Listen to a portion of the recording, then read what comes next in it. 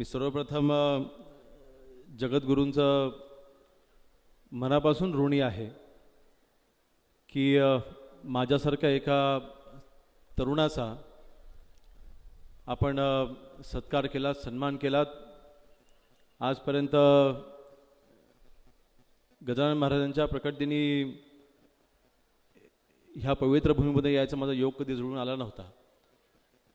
मागील काही महिन्यांपूर्वी जगद्गुरूंची माझी पहिल्यांदा भेट झाली आणि अतिशय मनामधून सांगतोय, शेवटी एक तरुण राजकारणी म्हणून, एक तरुण म्हणून कुठेतरी मला ऊर्जा मिळावी, या ऊर्जेच्या शोधामध्ये प्रत्येक तरुण असतो। आणि आपल्या सर्वांच्या साक्षीने मला सांगायला अभिमान वाटतोय की मला समाधान आहे की आज जगद्गुरूंनी माझा सत्कार सन्मान केल्याच्या नंतर राजकारणामध्ये पुढचं कार्य मला पुढे घेऊन जाण्यासाठी मला प्रचंड अशी मोठी ऊर्जा आज मला जगद्गुरूंच्या माध्यमातून मिळाली। मी खरोखर आपलं आयुष्यभर ऋणी राहीन, मी स्वतःला नशिबान समजतो। अनेक संकटांना आपण सर्व सामोरे जात असतो। कालच छत्रपती शिवाजी महाराजांची आपण 395वी जयंती आपण साजरी केली। महाराजांचा इतिहास आम्ही सर्वांनी वाचलाय। महाराजांनी ज्या लढाया लढल्या, महाराजांचं शौर्य आपल्या सर्वांना माहिती आहे। इतिहासाच्या पुस्तकामध्ये महाराजांनी ज्या लढाया जिंकल्या, त्यांनी ज्या युक्ती लढवल्या, त्या सगळं त्याच्यामध्ये संदर्भ आपल्याला सापडतो। शाळेच्या पुस्तकामध्ये महाराजांचा इतिहास आपल्याला वाचायला मिळतो, परंतु छत्रपती शिवाजी महाराजांच्या वैयक्तिक आयुष्यामध्ये ज्या काही उलाढाली झाल्या त्या अधिक जणांना माहिती नाही आहेत। आणि मला वाटतं तो पैलू देखील महाराजांचा सगळ्यांसमोर येणं अतिशय महत्त्वाचं आहे। तो ह्याच करता अशी म्हण आम्ही लहानपणापासून ऐकायचो की शिवाजी जन्मावा परंतु शेजाराच्या घरात, असे म्हण आम्ही लहानपणापासून ऐकायचो। परंतु आज जगद्गुरूंच्या माध्यमातून छत्रपती शिवाजी महाराजांनी हे स्वराज्य घडवलं। मी अतिशय मनापासून सांगतोय, ज्यावेळेला या महाराष्ट्र राज्याच्या राज्यमंत्री म्हणून जेव्हा मी शपथ घेतली, 15 डिसेंबरच्या दिवशी संध्याकाळी 6:30 वाजता माझी शपथ झाली। त्या क्षणी माझ्या मनामध्ये एकच भावना होती की ह्या महाराष्ट्र राज्याच्या राज्यमंत्री म्हणजे महाराष्ट्र राज्य, छत्रपती शिवाजी महाराजांनी स्वराज्य स्थापन केलं, हे ते महाराष्ट्र राज्य, हे ते स्वराज्य। या स्वराज्याचा राज्यमंत्री म्हणून योगेश कदम तू आज मंत्री झाला आहेस। आजपासून तुझे कार्य हे महाराष्ट्रासाठी असलं पाहिजे, पण तू हे कार्य करत असताना ऊर्जा लागते। ती ऊर्जा मी पुन्हा एकदा सांगतोय, जगद्गुरू आपल्या माध्यमातून आज मला प्राप्त झाली आहे। मी खरोखर आपल्या मनापासून पुन्हा एकदा आपला आभार मानतो। आज मला ती ऊर्जा मिळालेली आहे, ती सगळ्या ठिकाणी मिळत नाही। जसं भास्करजी जाधव साहेबांनी सांगितलं, आपल्या कार्याबद्दल आम्ही काय बोलावं? आम्ही तर प्रचंड, मी तर या व्यासपीठावरती सर्वात कमी वयाचं मी आहे, सर्वात कमी वयाचं मी आहे। आणि आज तरुण म्हणून मी आज जी जबाबदारी खांद्यावर पडली आहे, नक्कीच ही जबाबदारी पेलत असताना ऊर्जा लागते, ती ऊर्जा आपण मला देताय। आणि आज माझ्या वडिलांचे देखील आणि आपले देखील अनेक वर्षांचे ऋणानुबंध आहे। त्यांनी अनेक वर्ष आपले या मठावरती आपले आशीर्वाद घेतलेले आहेत, परंतु माझा तो योगायोग आज पहिल्यांदाच ऋण आला आहे।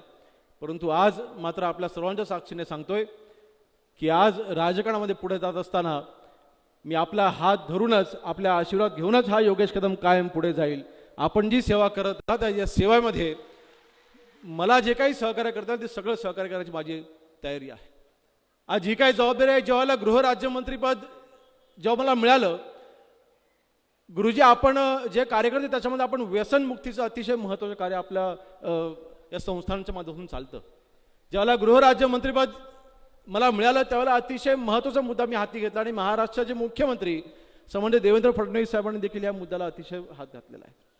ते म्हणजे आपल्या महाराष्ट्रामधला किंवा आपल्या देशामधला तरुण जो काही व्यसनाच्या अधीन जातोय, मग तो चरस आहे, गांजा आहे, अनेक विविध प्रकारची जिथे व्यसनं करतो, ह्यापासून आपला तरुण वाचला पाहिजे।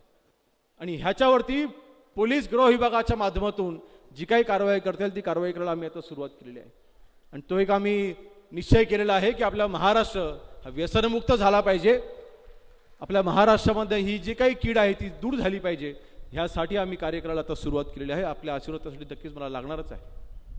होय, आज आम्ही जरी राजकारणी असलो, भारताचं राजकारण हे संविधानावरती चालतं. संविधानामध्ये अर्थातच आम्ही राजकारणी म्हणून किंवा ह्या मंत्रिपदावरती असताना आम्ही कुठल्या एका धर्माच्या बाजूने आम्ही बोलू शकत नाही किंवा आम्ही धर्माचं राजकारण करू शकत नाही. परंतु आज व्यक्ती म्हणून सांगतोय, आज मला अभिमान आहे. होय, माझा जन्म हिंदू धर्मामध्ये माझ्या कुटुंबामध्ये झाला, ह्याचा मला सार्थक अभिमान आहे आणि आयुष्यभर राहील, आयुष्यभर राहील. देव देश आणि धर्मासाठी प्राण घेतला हाती, शूर आणि सरदार मला काय कुणाची भीती. छत्रपती शिवाजी महाराजांचे मावळे हे हा नारा देऊन तिथे लढाई लढायचे. आणि आज हिंदू धर्माचा प्रचार प्रसार समजा जगामध्ये करत असताना मला अभिमान वाटतो. आपले उत्तराचार्य कानिमठाची महाराज यांचा देखील मला उद्या इथे उल्लेख करायला हवा. आपल्या देशाच्या पलीकडे जाऊन, 7 समुद्रा पलीकडे जाऊन आपला धर्माचा प्रसार ते करतायत. आम्हाला नक्कीच अभिमान आहे. आज आम्ही राजकारणी आहोत, पण आम्ही काय 24 तास राजकारण करत नाही. आम्ही वैयक्तिक आयुष्य देखील जगतो, आमचं कुटुंब देखील सांभाळतो. परंतु आज धर्मगुरू म्हणून वावरत असताना कुटुंबाचा त्याग करायचा, वैयक्तिक आयुष्याचा त्याग करायचा, हे सगळ्यांना जमत नसतंय. परंतु तरीसुद्धा आपण उत्तराचार्य म्हणून आपण जे कार्य करताय, मी खरोखर एक तरुण म्हणून मला अभिमान आहे की आपल्यासारखी व्यक्ती आज ह्या धर्माचा प्रचार आणि प्रसारणामध्ये आज उतरलेली आहे. आणि म्हणून आज मी अधिक वेळ घेणार नाही, अनेक मान्यवर इथे बोलणार आहेत. परंतु आज हा सत्कार सन्मान माझ्यासाठी, हा सत्कार सन्मान फक्त नाही, ही फार मोठी जबाबदारी आहे. आणि ही जबाबदारी पार पडत असताना नक्कीच मी कुठेच कमी पडणार नाही, हा शब्द आज गुरुजी मी आपल्या सर्वांना देतोय. आणि अधिक वेळ न करता मी इथेच थांबतोय. जय हिंद, जय महाराष्ट्र.